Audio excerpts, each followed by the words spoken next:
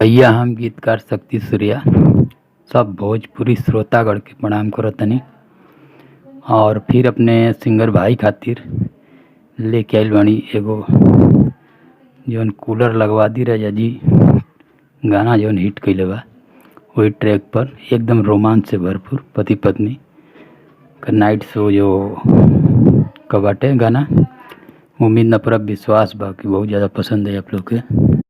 तो अगर हमारे चैनल पर नया बनी आप तो सब्सक्राइब कर ले कि ये तरह का वीडियो हम लेकर आवत रही ना अपलोड हमेशा होत रहा तो पहला नोटिफिकेशन आप तक पहुँची। तो अगर पसंद आवे तो एक लाइक कर दे और कमेंट में बताइए कि शाम कैसा लगल। चलिए समय ना लेते हुए चलते हैं जब मुखड़ा आपके सुनावत नहीं। मुखड़ा कुछ ही प्रकार का बा। आज के रतिया का करताड़ू चोना बनल बा मिजाज तो बिगाड़ जानी सोना।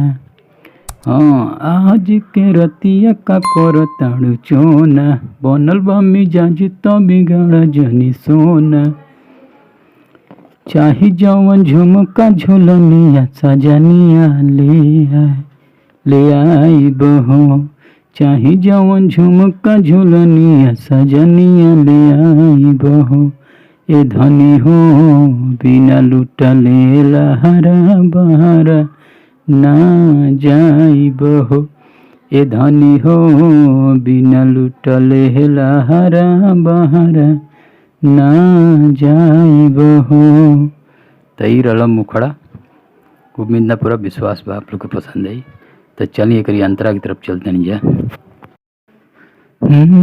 पेन के नया नया नाइटी लगताड़ू गजबे भेराइटी। दोसरे सजल बसुरतिया देखी दिल जात बाटे ओइठी। इसे 2 बार गाना है। पेन के नया नया नाइटी लगताड़ू गजबे भेराइटी।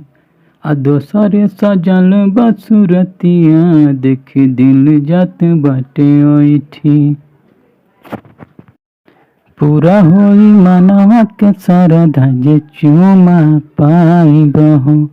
ए धनी हो बिना लुटले लहरा बहरा ना जाई बहो।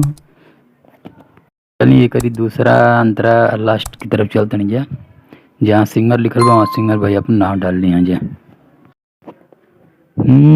होता बारा दस नए रानी ऐसे जानी कराया न कहानी। शक्ति सूर्या के सटा भेरिया सिंगर संगे काटा तू चानी। होता बारा दस नए रानी ऐसे जानी कराया न कहानी। शक्ति सूर्या के सटा भेरिया सिंगर संगे काटा तू चानी। कोरावा में आवा धनी भरा वाले तोहा के जगाई बहो। ए धनी हो बिना लुटले लहरा बहरा ना जाई बहो। तो उम्मीद बा आप लोग के सॉन्ग पसंद आयल हुई। तो हमारी लाइक कर देवी एगो वीडियो के और कमेंट में बताए कि सॉन्ग कैसा लगल। और एक बार और रिक्वेस्ट बा अगर आप नया बनी तो चैनल के सब्सक्राइब कर दी निःशुल्क बा।